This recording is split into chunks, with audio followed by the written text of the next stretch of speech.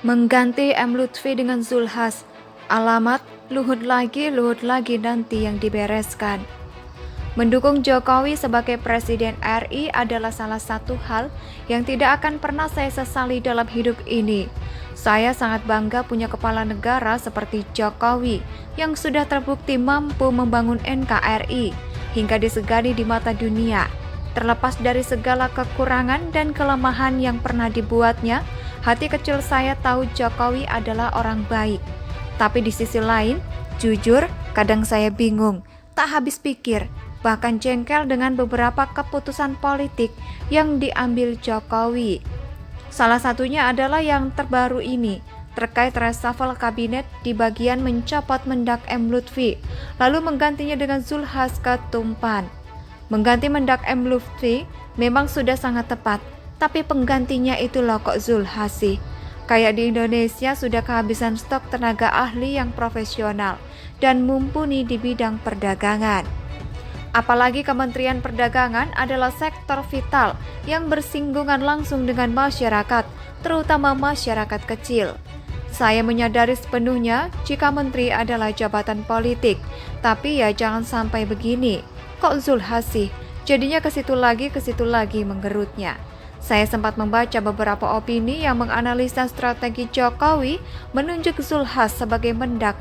Ada yang berpendapat jika langkah Jokowi memilih Zulhas ini untuk memecah koalisi prematur PKS dan Demokrat hingga hanya tersisa 16%, di mana angka tersebut tidak mencapai syarat presidential threshold 20% untuk pengajuan Capres 2024. Otomatis Anies dan AHY jadi terkunci, tak bisa diusung lagi katanya.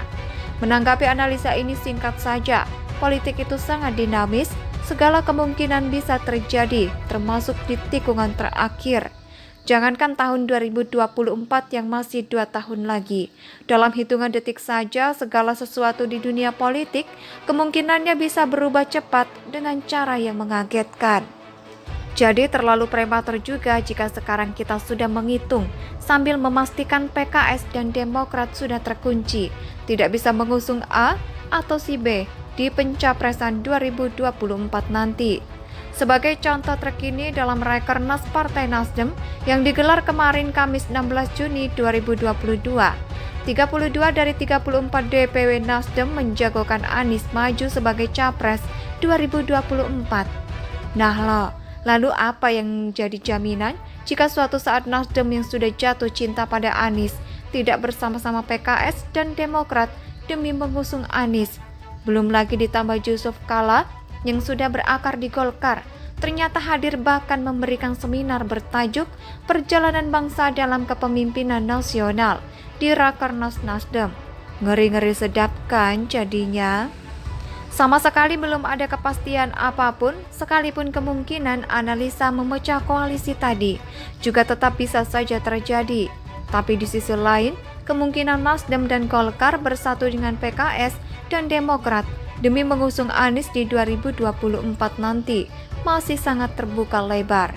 PKS dan Demokrat memang terkunci di parlemen untuk saat ini, tapi tidak di pencapresan 2024 nanti. Seperti itu bahasa singkatnya menyimpulkan penjelasan di bagian ini. Saya juga sempat membaca analisa preman vs preman. Memang sangat masuk akal dan sangat mungkin terjadi. Tapi yang harus kita garis bawahi bersama adalah preman itu bukan orang baik-baik. Kelakuan preman itu tega mengorbankan orang lain demi mengutamakan kepentingannya sendiri. Lalu preman dari kasta yang lebih tinggi diminta menangani preman dan mafia yang selama ini di sektor perdagangan Indonesia. Saya jadi ngeri sendiri hanya dengan membayangkan dahsyatnya pertarungan sengit saling adu cara-cara premanisme, apalagi yang akan dipertontonkan pada rakyat Indonesia. Lagi pula tidak seharusnya negara kalah pada preman, sampai-sampai harus mengangkat preman dari kasta yang lebih tinggi untuk menyelesaikan masalah. Opung Luhut bukan ujuk-ujuk diberi gelar menteri segala urusan. Gelar itu muncul karena memang saking banyaknya Luhut yang ditunjuk untuk menangani suatu persoalan yang tak kunjung selesai di negeri ini, dikarenakan menteri-menteri yang sudah dipilih tidak sanggup menyelesaikan tugas-tugasnya dengan baik. Sehat dan bahagialah selalu Opung Luhut, sekalipun ada banyak pro kontra tentang dirimu. Sekalipun dirimu juga pasti banyak punya kekurangan. Doaku selalu ada untukmu, dampingi dan jaga baik-baik Presiden Jokowi dengan segenap jiwa ragamu. Demi NKRI tanah air kita tercinta. Artikel ini ditulis oleh Jamie Mamulyan dari disiwar.com. Bagaimana menurut pendapat Anda? Silakan tulis pendapat Anda di kolom komentar.